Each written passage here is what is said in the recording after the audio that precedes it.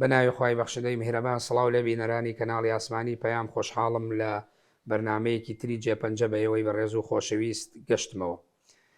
ماوەی چەند مانگێک بەر لە ئەمڕۆ دکتۆر عارف علی عارف قەرەداغی دوای زیاد لە 30 ساڵ لە خزمەتکردن لە زانکۆی ئیسلامی جیهانی لە مالیزیا گەڕایەوە بۆ کوردستان. دەمانوێت بپرسین بزانین دکتۆر عارف علی عارف قەرەداغی کێیە؟ چۆن بوو لە هەفتاکانی ڕابردووە شاری خانەقینی بەجێهێشت و ڕوویکردە بەغدا؟ لەو کاتانەدا لە شاری بەغدا بوو توانی چه خزمەتێک بکات لە ناو وەزارەتی ئەوقافی عێراقیدا؟ ئایا باس و بابەتە زانستی و ئەکادیمیەکان کە سەرپەرشتی ئەکرد لە وەزارەتەدا ڕۆڵیان گێڕا لەوەی کە دکتۆر تایبەتمەندی ئەو بەحسانە تایبەتمەندێکی جیاواز بێ لەو کاتانەی لە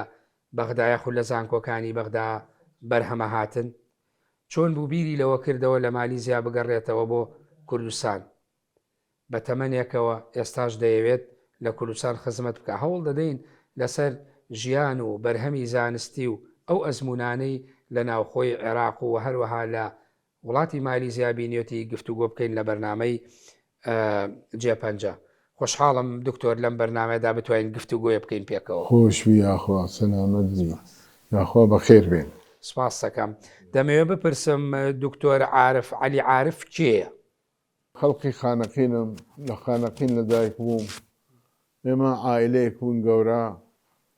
من دوای چەند ساڵێک یا 13 کچ بووین و کوڕ لە دوای 13 ولادە دایکم من هاتمە دنیا. اینجا زۆر منیان خۆشەویست. دوای مەحرومی لە ئەولاد مەحرومی کوڕ من هاتمە دنیا. زۆر منزلم گەورا بوو لای دایک و باوکم و عائلەکە هەموو. الحەمدولله متەمەیزین ئێمە لە سلەی ڕەحم. سلەی ڕەحممان زۆر بەقووەتە. ئەم عائلە لەگەڵ قەومەکانمان، لەگەڵ خزمی دایکم، لەگەڵ خزمی باوکم اینجا چوون بۆ فەرعی علمی. لە فەرعی علمی تەخەڕجم کرد، محاولەم کرد بچین بۆ ڤێنا، بۆ نەمسا طب بخوێنم. ژیانی مناڵی و قۆناغی دراسی ئیبتیدایی و متەوەستە و ئیعدادیت لە خانەقین بوو؟ هەموو لە خانەقین بوو. بەڵام ناسناوەکەت قەرەداغیە؟ قەرەداغیە، چونکە نێمە خزم و کەس و کارمان قەرەداغین هەموو. والله اینجا لەم ئەسنایە قبولم حاصل کرد لە ڤێنا. ساڵی چەند بوو؟ 63. ساڵی 63 بوو. اینجا دیم قەوم و کەس و کارم باوکم وەفاتی کرد. لەو لەحظەی باوکم وەفاتی کرد، قەوم و کەس و کار و هەموو هاتن بۆ خانەقین لە خاترمان بسێنن. بیستیان ئەمەوێ بچم بۆ ڤێنا و دراسی طبیە بخوێنم و وتیان ئیشی وان نەکەی، تۆ ئەبوو ئەجدادت لەم ڕێگەیە ڕەت بوونە، مدەڕس بوونە، موفتی بوونە، عالم بوونە، ئەم سلسلە نەبڕە، ئەم خەتە نەبرە لە ئەم خەتە مبارەکە. فنزعت سماعة الطبيب ولبست عمامة العلماء. دوای ئەوە قبول بووم لە کولێی شەریعەی بەغا. بەڵێن ئەوش هەر دەوروبەری 63 ناوە بوو؟ ئەو ناوە بوو. ئەرێ والله. یعنی لە کۆلێژی زانستیە عیلمیەکە نەچووتە عیلمی؟ نەچووی بۆ ڤێنا، چووی لە بەغدا خوێندن. قەوم و کەس و کارم هاتن وتیان نابێت تەرک ئەم خەتە بکەی، خەتی مبارەکە ئەمە. یعنی ئەوان ئەیانویست تۆ لایەنی شەریعەت و لایەنی زانستی ئیسلامی بگریت. ئیتر وایان تەڵەبیان کرد لێم، داوایان کرد لێم ناحیەی طبیە مەسەلەن قەضایە العلمیە، لێن قسمی فەرعی بوو من لە فەرعی طبیە بوو یا مهندس. ئیتر دوایەوە ساردەوە بووم لەو ئەفکارانە،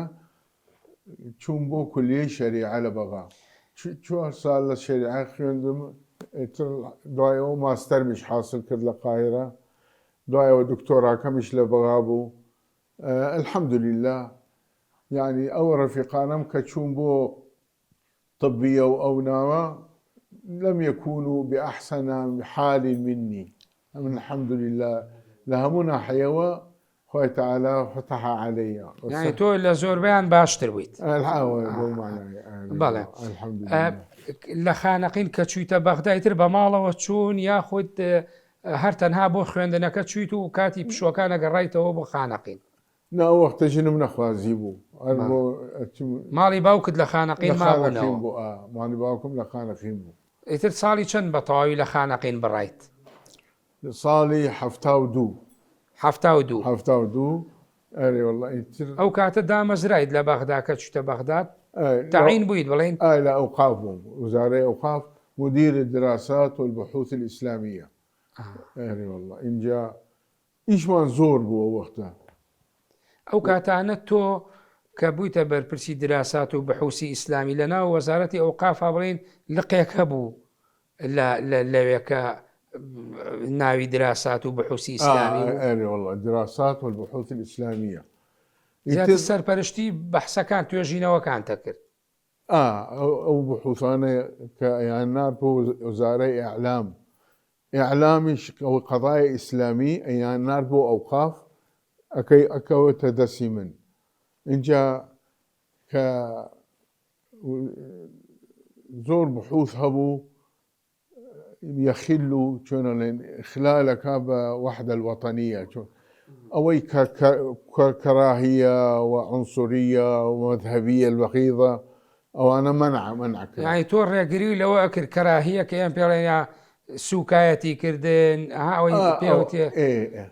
اینجا مەسەلەی تعصبی قومی تعصبی مەذهبی ئەمانە أي شيء يخل بالوحدة الوطنية بەڵێ هجوم بكاتبان مقابل سنة شيعة كرد عرب أي شيء لناوي إخلال وايا بمحبته وخوشويستي لبين ملته حذف كرام چۆن تۆ وەکو کوردێ و کاتە لەوێ قبول کرایت والله دكتور محمد شريف أبو دكتور عالمكي برزو زيرك بو إتر محبتي وصداقتي هبو لبين منو أو مني أن تعيين كمدير الدراسات والبحوث في وزارة الأوقاف إن جاء أي شيء مذهبي بوايا جون هجوم بسر أو مقابل بوايا سنة يا شيعة يا أي أفكارك مغلوطة بوايا منعك راهو هنا حسب خۆت مەنەعتە کریا هەر سیاسەتی وەزارەتی ئەوقاف لا سياسة وزارة أوقاف والسياسة بەڵام تۆش دەسەڵاتت هەبوو سوڵتەتە بوو تۆشتیایە لەناو وەزارەتە بەڵێ ئیتر ئەوەی کە تەژیع هینی ئەکرد تەژیع وحدة الوطنية کرد ئەوە قبولمانە کرد و موافقەمانە ئەوەی کە مذهبية هجوم كاتبان أو الجهة المقابلة أو منعك رأيته باش دكتور ئەو کاتانە کە تۆ باسی خانەقین 63ەکەی و دواتر 72 چتە بەها کۆمەڵی ڕوودا و ڕویاندا یعنی بە تایبەتی لە 60ەکانی بڵێن با هەر من بە مستەلەحەکانی عەرەبیەکان ناچارم لەگەڵ جەنابەت لەوەی کوردیەکەت زۆر باش نییە قسە بکەم بڵێن لە قەرنی مازیە لە ساڵی 1960 کۆمەڵی ڕوودا و ڕوودا لە عێراقا بەعسیەکان هاتنە سەر حکوم عەبدولکەریم قاسم نەما تۆ ئاگات لەو هینانە بوو لەو ڕوودا عەبدولکەریم نەبووم بەعسیەکان هاتنە حکوم بەڵێ من قۆناغی یەکەمی 63 قۆناغی یەکەم کە هاتن دوایی لە 68 شادیسانەوە هەردوو عەبدولسەلام عارف و عەبدوڕەحمان عارف وانە بوون تۆ ئاگات لەو حادیسانە بوو لەو ڕووداوانە من جارێ نەگەیشت بوو گەنج بوویت گەنج بوو تەداخلی سیاستت ناکرد أبدا هینم ناکرد والله بس الجمعيات الإسلامية تأييدهم كردو ظلم كرايو بوي الجمعيات الإسلامية جا دواي أوا رويشتم بوي يمن لا يمنيش زور تشجيع كرام كدراسات إسلامية بحوث منوسي زور أو وقتا إن جا أو بحوثانا نشر كرام لەبەر ئەوە وزارەی ئەوقاف ئیجازەی دا پێم 3 ساڵ دکتۆرا تەواو بکەم. دکتۆراکەم لە بەغا تەواو کرد، ماجستێرەکەم لە قاهرە تەواو کرد. اینجا لەبەر ئەوە رغبتێکم هەبوو بۆ القضايا الفقهية المعاصرة. لو خانە ئەم نووسی زۆر بحوث دورات قرآنيش بەدەستی من بۆ ئەو وەختەش، يعني مثلا هات بۆمان کتابێ لە قیادە القومیە ئەو وەختە ئەڵێ نابێ لە هەر محافەظەیە ئیلا هین بێ یەک دەورە قورئانی بێ مرکزی، دەورەی قورئانی مرکزی. اینجا سلێمانی ئەو وەختە هەولێر سەدان دەورەی قورئانی ئەبوو لە هاوین کە نەبوو عوتڵا بوو بۆیتە دەورات قورئانی لە مەدارسەکان هەموو ئینجا. لەبەر ئەوە ئەمە چۆنە بێ دەورات قورئانیمان زۆر هەیە. من هاتم بۆ سلێمانی 600 دەورەی قورئانی هەر لە سلێمانی بوو ئاوایەکان. ساڵی چەند بوو؟ دقیقەیە توخوا 84 بوو تقریبا. 84.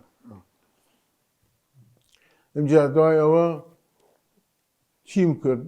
التجأت إلى حيلة. وتم ئەم دەورە قورئانیە مرکزیە ڕئیسیە لە سلێمانیە، لەگەڵ ئەوەش 600 دەورەی قورئانی تر هەبوو. باشە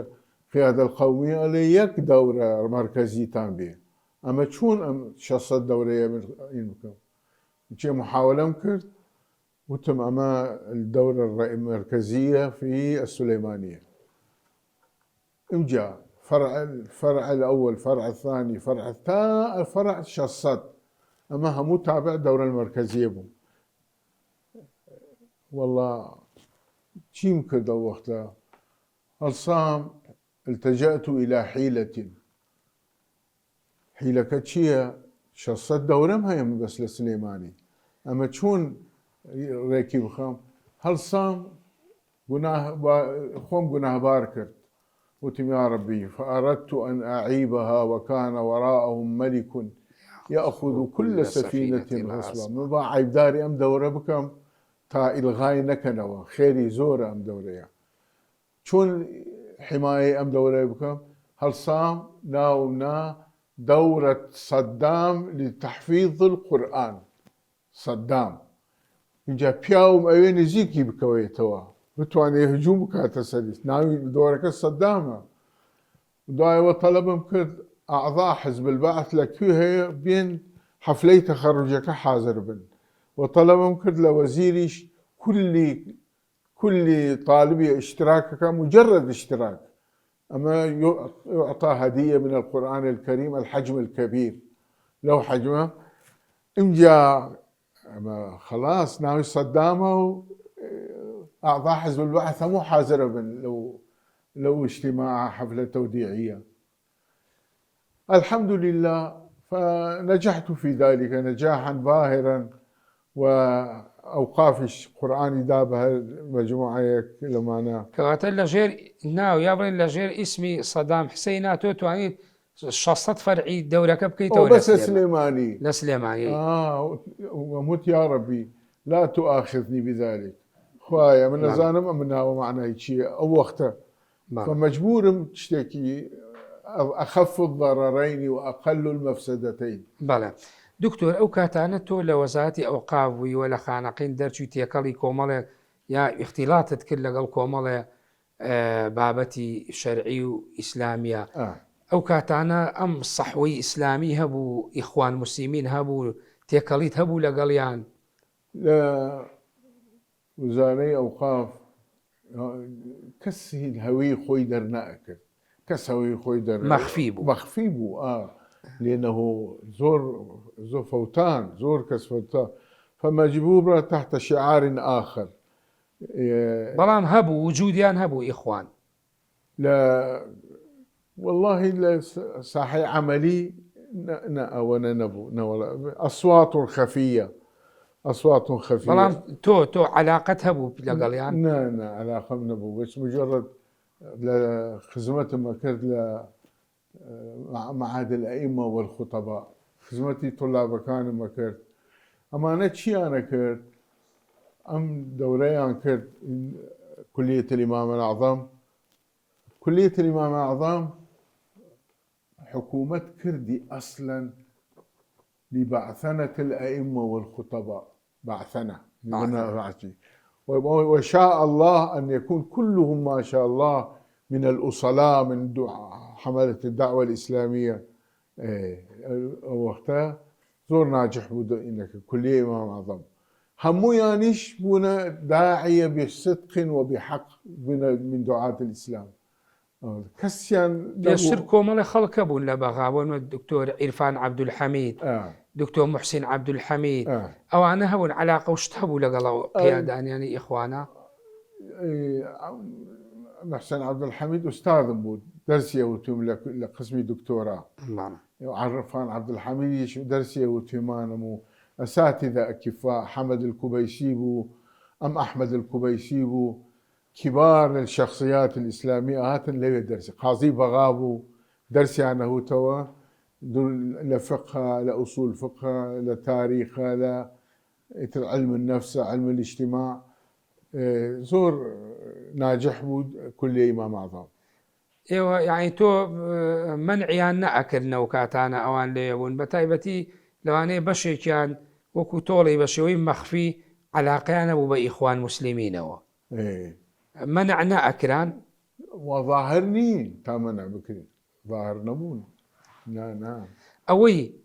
أوي تو لصدام حسين ولو كاتانا دا بينيت يعني براستي صدام حسين أجر باسي سياسته إخوان مسلمين وحزب دعوة نكرايا حقي بلاو كنوي إسلامتي نبو حقي نبو لو اجتنا حقي نبو لا حقي نبو لو بس نزيك معارض نبو يتايات شي تكد بكر داي وخوت هذا والله. طبعا صدام حسين كانت خوشي حملي إيماني هبو أويش أو حملة برنسد لوي بويت بلي أو حملة تشيبو أو حملة بوبي نران باسي كي حملة إيماني تشيبو صدام دستي بيكر. والله يتر دكتور محسن وأنا لمزقوتا كان كل روجل الدكتور أنيس الراويش هبو أو وقت أخوة فيك بيش حفتي وفاتي كد للسويدة. أنيس الراوي محاضراتي أنا دال الجامعة كان محاضراتي شاك أري والله حكومتي شو سكوت ولا سريع باشا بلين صدام حسين حملة إيماني بو بديلي شي دروس كر يعني بو أيويس شي بكات كأنه ضدي إيران بو أفكار نشر أفكاري دعوي وهني أنا كرت تشيع اجتوا أمش بيشتي بالمقابل حماية إسلام بكا حماية دعوي إسلامي بكا إن جاء لبرأوة زور ناجح بون له حملة إيمانية لحملة إيمانية صحوي إسلامي سودي لي ورقرت استفادة ليكر صحوي إسلامي والله لهمولا حتى ماليزيا حتى لماليزياش لصالح حفتا كتشي كتنا أبيني محجبة به ماليزيا كان ملاوية كان دواي أوا صحوي إسلامي داسي بيكر نتبيني كتشيك سين بيه محجبة نبيه حجاب.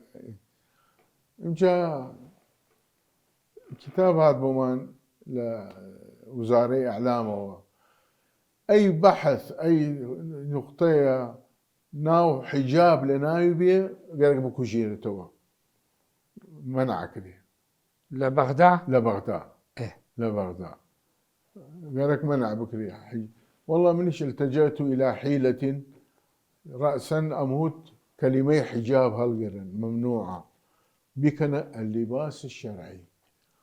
وانت ناقا اللباس الشرعي كيا وانا هدفك كان الحجاب بس حجاب منع كان ناو كلمة لباس الشرعي نبو والله من خصم ناو كان لباس الشرعي قبوله حجاب قبولنية مهم للصكي واي أما لنا وزارة أوقاف لا وزارة أوقاف أي والله دعاء قبول كذا أي والله إن جاء مثلا هنا بوم كتبەکانی نورسی كتبەکان نورسی أما أم كتبانا يعني منع كريه طبعا كرجعية وما رجعية وهمو تشتي تطبيق أبو أسري فطلبهم كرت لي تقريرك نورسي بوزارة إعلام كتب نورسي أنا أرجو أن تسمحوا بي لأنه سعيد النورسي كان الصوت الوحيد للعرب والعروبة والقومية العربية التي بقيت في تركيا بعد تركيا الكمالية. سعيد نورسي والله موافق وزير إعلام رأسا موافق يكر باعتبار صوت العربية صوت العروبة في تركيا الكمالية موافق يكر. إحسان أويك تاليف الدكتور إحسان كردي بعربي لا تركيا وعربي ودائما بحثيك عليه بخوا خوي تعالى تويها تهيئة كرد كتب كان نورسي لها مو عراق نشر كرا يعني والله يعني أو كاتاني كتابة كاني سعيدي نورسي ممنوع بو بلام توت أو كسيك بو كدفاع إلى فكري عربي وتبني شلون تنظيري عربي كردو حماية وتنظيري كردو عربي من رجاكم موافقة بدن فيها لأنه أما ضد التطرف خدمة للغة العربية تشتي وزير رأسا موافقة كرد. طبعا دواي أوي كدكتور إحسان ولي جرابو عربي ترجمة يكرد دواي ترجمة كي نقبل لغة تركي لا ترجمة كي بو عربي ممنوع بو والله يتر دكتور كاكا إحسان تا يسش هربع سيكا والله بلى دكتور صدام حسين هابرين حزبي بعث تداخلي شؤوني مزقوت ومساجد كان أنا كرت لا قالك دعاء بكردايا بو صدام حسين أنا ويانا ويست دعاء بو بكي اللهم انصر قائدنا أو دوكسي تؤثر لمسؤولية نجاة التبي هر أونا ايوه دعانتان بو كردن أي همو كوي ويل لمن لا يدعو يعني والله همو خطباء مساجد متمرد حساب أبو لري عقائدي ولري عقيدة ولشريعة إسلامي وأنا هيك يعني تيجي اصطدامي نبو وتشيبو دعاء بو سركردية كيكا خلق بظالم يزاني بس تمكار يزاني بس خلقك همو يزاني أما مكرهن أخاك لا بطل مكره ناي بإكراه بو بإكراه خلق يكفي لك هركس في فرسايا زاني إكراه ويل لمن لا يدعو إيوكو عالم فتوى وشتان دابو كطبيعية أو آسايبو يعني طبيعي بو نمبيني تشتي بس وا قناعات ظاهرا أو أبو همو أنزاني مسلكا يعني وكو إمام الشافعي هؤلاء الأربعة مخلوق أليس كذلك؟ نعم أولا يعني القرآن والتوراة والإنجيل والزبور هذه الأربعة مخلوقة أو فتنة خلق القرآن هو هذه الأربعة إن الله خالق كل شيء أربعة كان هينبو نا قرآن بنجكاني بو كان يشير إلى أصابعه أن هذه الأربعة أو كاتيك باسي خلق قرآن كرا وقتها أو كاتانا بو دكتور چند سال تو لبغداد مايتوا بوشيويا والله لبغامتا نودو چون يمن وجهت بو ماليزيا أي شون بو ليمن ورود كردا ماليزيا اليمن دو صلمام ليمن منطقة كناوي حجة ناوي أنا عاصمة الجنة لسر شاخي نوكي شاخ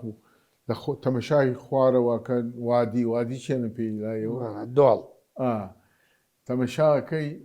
شي هورو هي همول خوارة بي تو فوق السحابي فوق شارك خوش بيتر لبي شرهب لبين المنطقة الشمالية وجنوب وحرب والله مش بجيمان هيش شو بو ماليزيا يعني بهو شركة وبجيت هشويتا ماليزيا معاش نبو دوايا والله أمور زور شاء كردي ليبو يا منو كاتاني ولا يبن كرد بلى هبو دكتور منجد ودكتور مجاهد ئەمانەش کورد بوون لەگەڵ من بەیەکەوە بوون. دکتۆر ئێستا هەندێک وێنە بڵاوەکرێتەوە گوندە هەر بڵێن دەیەکە لادەیەکە یاڵێن قەریەیەکە لە یەمەن ئەڵێن ئەمانە کوردن کورد بوون کات خۆی هێنراونەتە ئێرە ئێوە ئەو شتانەتان نەزانی ئەو کاتانە؟ نەوەڵڵا نەمان نەزانی بەس ئەمان دوو ڕەفیقم هەبوو منجد دکتۆر پرۆفیسۆر منجد و پرۆفیسۆر مجاهد ئەلێ 3 نەفەر بوون لە کوردەکان ئیتر ئەو باقی یەمەن تازە حتى معاشیان نەبوو بدەن بە ئوستاد کوێت معاشەکەیەدا پێمان. کەواتە تۆ تەجروبەیەک لەبەر تەجروبە لەبەر مەعیشەت و ژیان چوویتە یەمەن دیسانەوە لەبەر مەعیشەت یەمەنیشی بەجێشت چووی بۆ زانکۆی ئیسلامی نێودەوڵەتی یا بڵێن جیهانی عالەمی لە مالیزیا. مالیزیا خۆی داوای کرد زانکۆکە لێتان بچن؟ زانکۆکە تەڵەبی کرد ئێمە چەند نەفەرێ بووین 4 تەیارەیە بووین و چوین بۆ یەکسەر بۆ کوالەلەمپور. کوالەلەمپوریش ئەو مەهاتیر حکومیە کرد ڕئیس وزەرا بوو پیاوێکی عاقڵ بە حکمت زۆر توانی ئەو مجتەمەعە لە مجتەمەعێکی غابات و هەموو کردێ شارێکی عەجایب لە مالیزیا. مالیزیا بۆ دەوڵەتێکی زۆر متەقەدم. بەڵێ تەجروبەی ژیانی بڵێن مالیزیا زۆر جیاوازە لە وڵاتانی تری شەرقی خۆمان وانە تەجروبەکان جیاوازن بڵێن فەرقی هەیە زۆر فەرقی خەسائیسی یا بڵێن تایبەتمەندیەکانی زانکۆ یا بڵێن جامیعەی ئیسلامی مالیزی چی بوو خصوصیەتەکانی؟ ئەوە وەکوتم پێت ویستیان انتجريشن بكان يعني الجمع بين العلوم العصرية والعلوم الشرعية. يعني العلوم الشرعية هي علم النفس وعلم الاجتماع وأمشتانا علوم تازانيان همو دمج كت لقال يكتري يعني عينا بيتا دكتور وداعية صيدلاني وداعية يعني هم لإسلامك أخوانية شرعك أم علوم حديثة أخوانية من جهة هو زور ناجح بو زور هزاران تخرجيان كرد لو جامعة الإسلامية باش خوي ماليزيا تایبەتمەندیەک شەیە کات خۆی لە ڕێی فتوحاتی ئیسلامی و مسلمان نەبوون لە ڕێی قافڵە تیجاریەکان و دوعاتەکانی وڵاتانی تری ئیسلامی و مسلمان بوون. خصوصیت یا تایبەتمەندی مجتەمەعی مالیزی لەگەڵ مجتەمەعی تری وڵاتانی ئیسلامیە چییە؟ والله خويان همو فصل الدين عن الحياة فصل الدين أو مبدأك علمانية شون اللي فيه همو دولة كان أو هان بلام حرية عبادة هي رئيس وزراء كان دولة من كان همو حرية عبادتيان هي يعني روز جمعة مسلمانان همو تقريبا بو نيجي جمعة لا هندوسيا كان روجي معين همو أتشن بو يعني حرية تدين مفتوحة كراوية بو همو كسي اللي نعم باسي بلنا خصائص يا خصوصيتي اجتماعي يا مسألة إسلامتي يا بيادة كردن ورقرتني الدين يعني چی جیاوازیشیانەیە لەگە وڵاتانی تری ئیسلامیا کە لەوێ زیاتر لە ڕێی دوعات و چۆنەڵی کاروانە بازرگانیەکان یا قافڵە تیجاریەکانەوە ئیسلامیان قبول کردووە؟ هەموویان لەوێ لە مالیزیا حڕیە ئەدیانیان هەیە ئەو حڕیەتە زۆر عجایبە نایە لە سەراع ببێ لەبێن مسلم ومسيحيات يعني تعايش السلمي خوي شعبك شهادة أخنا أما آدم أو ميست أو تعايش لا شون ليلا ناو كلتور وحضارتك أنا وهاتوا يا تعايشك بيوندي ب لا يعني بلين سايكولوجيتي خويانا أو هردوكي تورنا بماليزي قد تورنا بي شي بكيفي وسكوته بس دعجان انتقامت لي سيني انتقامت قوتي بو انتقامت اللي بيري ناشي توا يعني سارك لبرامبر السيارة وستاون تمشي موبايلك هيك هناك كراية الأخضر ترافيك كراية اللون الأخضر. أما يدوا هوريني بقولي نادا أقعداري بك يلا بتشو عيبة وزور عيبة بيلا تا هوشيته درجي يعني هنا يعني رعايتك يعني سي صالة ماليزيبو منبيني يكي توربي يكي بتمشاي كتر بك بعربة يخنزر عليه بتشاو غزبة وتمشاي وكنبي كلمة جون إني همو هذه كان عجيبة ما شون حتى وتم بشكو طلاقش كملوي طلاق داين لين طلاق داين غالبا لا تورية لغضبة وعيد أو شيء يعني نسبة طلاق كما نسبة طلاق كم ترى الشارع كانت كم ترى لماليزيا ماليزيا يعني كواتا دا صلاة ولاتكش يعني دا صلاتك يعني هل مجتمعك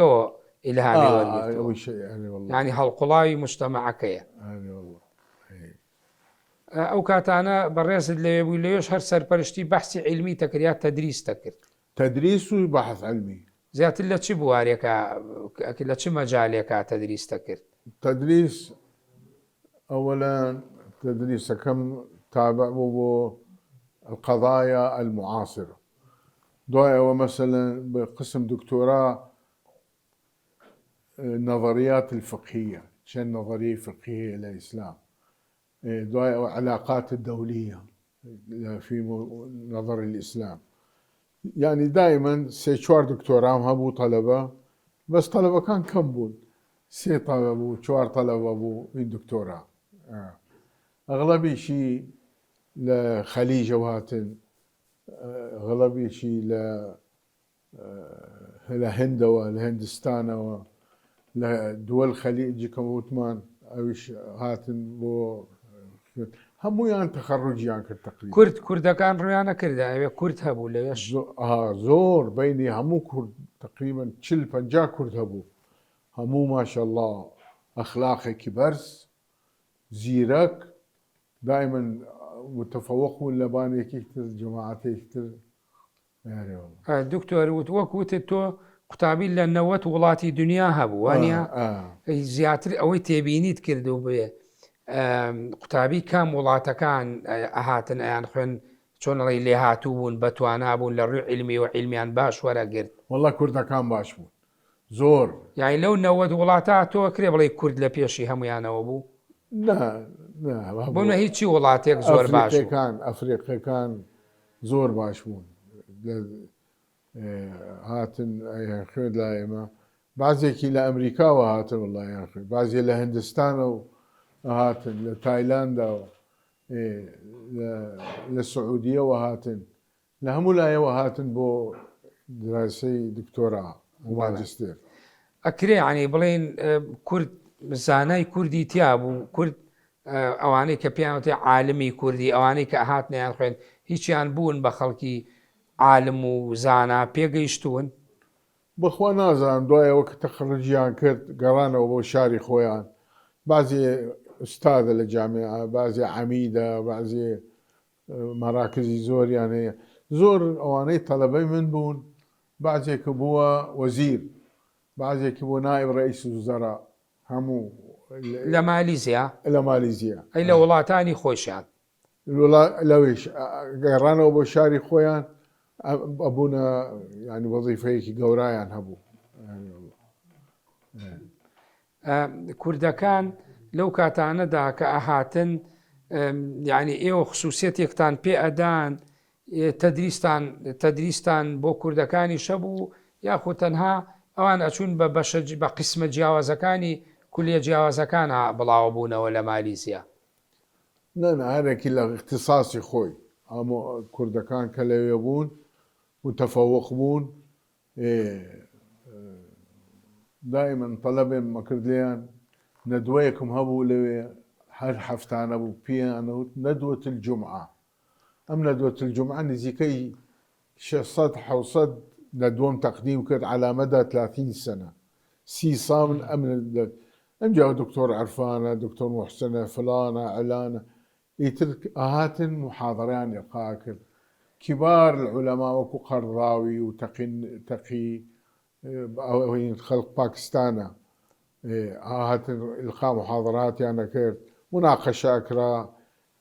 حركيكي نشاطيكي جوان هبو يعني أو ندوية تو أفكري تو بو تو دروست بله ما هو 6 ساڵ 6 سال أو ندوية تقريبا 600 نفر إلقاء محاضرات يعني كرت لو ئەوانەی کە حوزوریان هەبوو زۆر بوون چەندێک بوون حوزورەکان والله قاعيك بونا قاعة الشافعي ألوية تقريبا حاضر بون 100 نفر تقريبا أو حاضر بون بە چ لغەیە قسەتانە کرد عربي أو إنجليزي يا عربي يا بإنجليزي يعني ئەو دوو زمانە أو لغەی دوزوانا أي والله بەڵێ دکتۆر ئەوەی تۆ تەجروبەوەیە هەم لە عێراق کە لە وەزارەتی ئەوقافی وە لەوێش بوویت جیاوازی ئەو بەحسە عیلمی و کتێبە عیلمیانی لە بواری بڵێن لە ماستەر و دکتۆرا لەگەڵ کتێبە ئاسایەکانە کە مؤەلیفەکان ئەیانووسی جیاوازیەکەی لە چیا بوو قضايا معاصرة بو لو تأكيد كرد قضايا يعني مثلا من رسالة كم مدى شرعية التصرف بالأعضاء البشرية مدى شرعية الاستنساخ البشري كلونينج بالإنجليزي نعم أما أنا مو شيء مثلا الانتحار طالبكم أبو خلقي هدهوك الانتحار في كردستان العراق أسبابها علاجها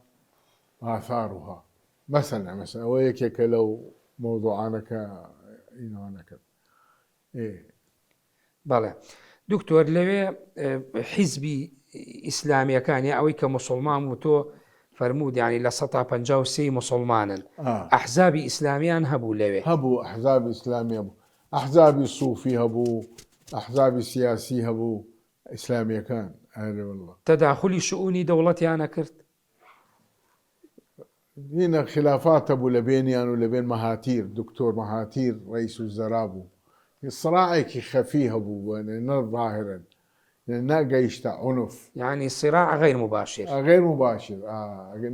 نا عنف نبو لبينيان هذا أبو زور يعني حتى مظاهرة جدر بتشون هاي مظاهرة زور هذا أبو خلاف نبو كشت نبو عنف نبو لناوي نجا لبروا تجربة ماليزية تجربة كيزور رائعة يعني تجربة ماليزيا أكري بلين چۆنەڵێ هەناردە بکریا بنێرێ بۆ وڵاتانی تری ئیسلامی تەجروبەیەکی سەرکەوتووە ناجحة والله يتر مهم أنه ما بسم تصدير بكري يعني أو تجربة تصدير نانا ويانية تصدير الثورة وكو أمانها يعني أوانا نيانا تصدير الثورة لا ما بس يعني لنقاط باشكانا لخالة باشكانا سودي لي وربقي استفادة لي بكري والله خيشك أو عدم الصراع نبي لبينان خيشك اللي كتري سننو استفادة كانوا يعني حتى خلاف شبيه لبينان مقاطعة نبو لبينان هر سلام هبو لبينان بەڵێ دکتۆر تۆکو زانایەکی کورد جیاوازی تەجروبەی وڵاتانی ئیسلامی لەگەڵ تەجروبەی مالیزیا چی بوو لە ڕووی سیستەمی حکومڕانیەوە نیزامی حکومڕانی لەوێ بوو مالیزیەکان سەلامیان هەیە تعايش سلمي هەیە لە بینیان هەمویان حتى خلافاتش بي خلافات ناقية عنف باش ئەو تەسیراتەی ئەوان هەیان بوو پەیوەندی بە بنیەی ئینسانی خۆیانەوە هەبوو یا پەیوەندی بە حەزارەت و کاریگەری وڵاتانی ترۆ بوونمە زۆر جابازەوە کرێ حەزارەتی یا شارستانی مەدەنی ڕۆژئاوایە ئەمریکا ئەوانە باشەکە یا ئەمە هەر پەیوەندی بە بنیەی بەشەری خۆیانەوە هەبوو والله طبيعة بشري خويان هذا زو طبيعيك هذا قد تورنا أبون أي والله يعني نمبيست روجي نمبيست ليكي لقال لك شركة ليه بدا جونك بي سي بي بدا يعني قسيك اندايركت بلى ليه وين قبول يعني ناكر يعني بلى لعالمي إسلامي أبرين لم يجوا علماء كورد زۆر خزمەتیان کردوە بە دەرەوەی منتیقە کوردیەکان چوون بە وڵاتانە گەڕاون ئەکرێ بڵێن ئەو خزمەتی ئێوەش کە 30 ساڵ لە مالیزیا بوون هەر وەکو خزمەتی عولەمایەکی کووردە و لە وڵاتێکی ترا؟ والله کوردایەتیمان چی بوو لەوێ قەومیە کوردیە نامە مەسم خزمەتکردنە لە جنوبی بۆ منە شەرقی ئاسیا لە وڵاتێکی ئاوا ئەمەش خزمەتی عالمێکی کورد بووە لەوێ قەیچێکارێ والله کوردە علماء الكرد علماء الهنود دەورێکیان هەبوو هەندیەکان زۆر متمەکن بوون کوردیش ماشاء الله کە طەلەبە و کە ئەساتیدە هەم متمەکن بوون زۆر خزمەتیان کرد خزمەت نە هەر کوردیان کرد خزمەت هەموو قەومیەتیە کرد ئەفریقیەکان ئەفغانیەکان پاکستانی هەموو ئەلەوێ هاتن بۆ لامان خزمەتیانمانە کرد يعني ئێمە ئەو وەختە هین بووین مربی بووین قبل أن نكون معلما تربية روحية شون قديما الشيخ ومريده الأستاذ أو طريقة بكارة هنا بەڵێ شتێکی گرنگت باس کە باسی تربیەتت کرد تا چەند ئەو سلوکەی مجتەمەعی مالیزی لە سەریەتی پێشتر لەسەر سلوکێکی تربیی سەلیم ڕۆیشتون یعنی ئایا تربیەتکردن لە قۆناغی بڵین مناڵەوە ئەطفالەوە هەتاوەکو مەرحەلەی ئیبتیدایی متەوەسطەی ئەعدادی ئەمانە یعنی ئەمانە تا چەند بەپێی مەراحیل پەیوەندی بە تربیەتی مجتەمەعەکەوە بووە؟ والله تأثيرێکی زۆری هەبوو حقیقەتەن یعنی هین سلکی تربەوی لەوێ سلکێکی متەقەدیم بوو زۆر متقدم بوو هیتر مثلا علاقەی نەبووایە بە سیاسە مدارس تحفيظ القرآن أو تحفيظ القرآن الماليزي هي اللي هي جيجيت أوانية بوسعتها يعني كل عائلة ماليزي دولة من دكان خاصة هيك عربي يعني هنا تا قرآن في ريان بكان قرآن حفظه كان حفظي أنا كنت بس نزاني معناه شيء تيجي بەڵێ لەوێش تەداخولکردنی سیاست مەمنوع بوو؟ لا ممنوع يعني ئاسایی بوو کەسێکی ئیماندار مسلمان ئیسلامی تەداخلی سیاسەتیش کات حاڵەتی طبیعی بوو لەوێ والله اضطهاد نەبوو صراع نەبوو باش تۆ بە ماوەی ئەو 30 ساڵە چ تەجروبەیەکی ئیجابی فێر بووی لێ و وەرت گرتووە بۆ حیاتی خۆت؟ والله ئەوەیە بەسەلام أن تعيش بسلام صراع نبيه يعني ادخلوا في السلم كافة شونلين ادخلوا في السلم كافة أو زور باشو يعني أو ثقافي ماليزي بتينا يبو هرجي يعيشون بأمان وسلام بلى طبعا بزوتنوي يا بين حركي إخوان المسلمين حركي عالمية لويش نشاطي عنها بويا حركات إسلامي عالمي لويش فرق إما غريب بوي انسجاما يعني من 6 صار لو يبوم يك روجي مني عن دعوتنا كنت لو مالوا يعني مالا كان جرسي نية جرس لدروس شون جرستان دايما بوشي ميواني الناوي هركي قافي خوي بستو يعني كانت علاقات اجتماعية ضعيفة زور ضعيفة مثلا المدرسين الصالحين أهل صلاحا صالي جاري شيبو مال باوكي صاليك جاري شيبو مال باوكي مالي باوكي خوي أو منتهى صلة الرحم أولية وكو إيمانية واشون يتناغك تدي محبته خوشويستي أي تربية عائلة شونا كان لسرتا وتربية رابطيك دروسة به أم رابطيك زواجي عن كليتر ورده هلا وشي لا علاقات صلة الرحم هي اللي بينها صلة الرحم لبين خزمة هي اللي بين خزمة كان هاري والله اللي بين خزمة كان صلة رحم باشا بقوته بس وكوين يمنية محبته وعلاقاته نازم من وجهة نظر خوما لير زور باشا يعني هي لا يخومان ليرة باشترى صلة الرحم تاوكو ليرة باشترى باش أي تو چۆن بوو بیرت کردەوە دوای 30 ساڵ بیتەوە بۆ ئێرە بۆ کوردستان؟ والله عمرم قيشت هشتا لهشتا بروان تجديد عقدنا كان تواو عمرت هشتا صار تكاليف صحيت زورة إن زورة كي قيشتها 8 سال خو حافظ لەوێ خدمەت یا خزمەت بڵێن آه. بە چەند ساڵ تەقاعد دەبی لە تەمەنی چەند ساڵیە لە مالیزیا 55 سال لە 55 تەقاعدە تقاعد موظف ماليزي تقاعد بيبو خوي ئەی هین ئەی ئەجنەبی أجنبي تعاقده وأجر إقامة دائمي نبي إقامة دائمي نبي أوش يعني ماليزيا لا يكون وطنا لأي إنسان قبول إطلاقا تواود كل شكل خو حافظ بشو درس شو درو بەڵێ تۆ 45 کتێب و نووسراوت هەیە بەحستەیە ئەم 45 هەموو لە مالیزیا نووسیوە أمولا ماليزيا نوسيوه أهلا والله لەژێر تەسیراتی مجتمعی و سیستەمی سیاسی و نظامی جامعی مالیزیا نووسیوتە یا بەپێی چۆنەڵی ڕشتە یا توانە عیلمیەکەی خۆت بەکارهێناوەت والله دوتشت هي المكاية واقعك شيء لما دائما من أغلب رسائل الدكتوراه كإشراف مكرد سري أغلب كي لبان كردستان بو الانتحار في كردستان القتل قتل الشرف لمنع بتهمة الشرف شرف بتهمة الشرف أو مثلا أنا الدكتوراه ترى شي دوزمو تطبيقاتك لبان كردستان أي عنواني كتابكاني خوت مؤلفاتكاني خوت ايه عنوانكاني لتش مجالك أنا أولا فقه الأسرة فقه الأسرة مشاكل الأسرة أسباب الطلاق علاج الطلاق مثلا أو الفقه يعني لا شي بيرلين لبواري مالي شانو سيوتا آخر بواري مالي بنوكي إسلامي زوري لبان بنوكي إسلامية هات اجتماعي أنا كنت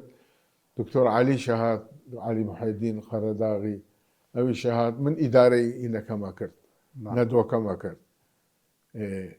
أو موضوع الربا وشتتان شون شارة سر كردبو والله هات مجموعة كبار المسؤولين عن المالية الإسلامية هات بو مؤتمري أو بتموت فيها رجاءكم أو نحي لو حوالنا دوزنا ولا بو بنوك إسلامية بتاب إلا حلالي بكن البنوك الإسلامية بدأت بصورة صغيرة مثل الطفل الصغير عمري بنوك إسلامية سيشل صالة بنوك الربوية 1200 صالة تقريبا للجنوة ولا إيطاليا ولا ملا ولا لما ناتوانين أما بقياس وكينا أوا بس أميدهم هيا أم علمانا إن شاء الله حلك بودوزنا أويك حيلو حواليتيا يعني بتوان حليكي تو لەگەڵ ئەوانە بووی کە ئەو حیلە و یا ئەو ڕێژەی لە بەنسبەی لە سەتا ئەوەنە کە دیاریە کرا یعنی ئیتر ئەوترا ئەمە ئیتر بۆ خۆی ئەم ڕیبایە نابێتە ڕیبا و حرام نییە لەگەڵ یان نەبوویت وتم فيان وتم أم قسم كرد وتم رجاءكم أيها العلماء في المالية الإسلامية أم مشكل المالية الإسلامية مثل الطفل يمشي ويحبو ويسقط يمشي ويسقط تازية تو قياس بنوك ربوينك بقلب بنوك إسلامي أترسم روجي بيت يضحكون على البنوك الإسلامية إسلام وبنوك يعني الربا إسلامي كتخ السناوي رجاكم معناها مو حل بكن حتى لا يقال أن البنوك الإسلامية فرق كبير أنه أكبر نكتة إسلامية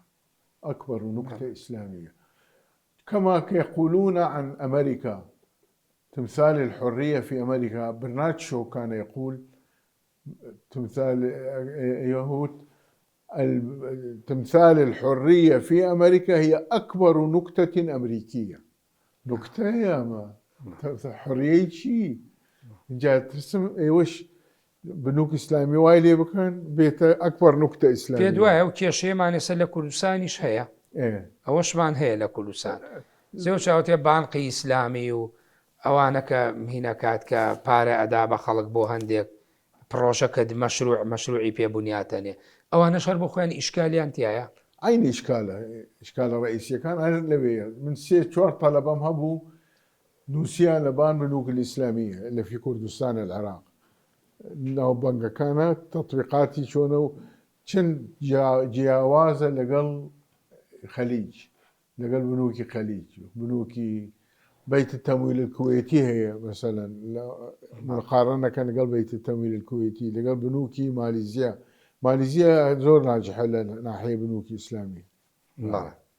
من سپاس دەکەم کە لە بەرنامەکە ئامادەبووی بەڵێ بینەرانی بەڕێز و خۆشەویست بەم شێوەیە هاتمە کۆتایی بەرنامەی جێپەنجە لەگەڵ دکتۆر عارف علی عارف قەرەداغی تا بەرنامەیەکی تر و جێپەنجەیەکی تر بەخوای گەورە و میهرەبانتان دەسپێرم کاتێکی خۆش بۆ هەموو لایەک سپاس.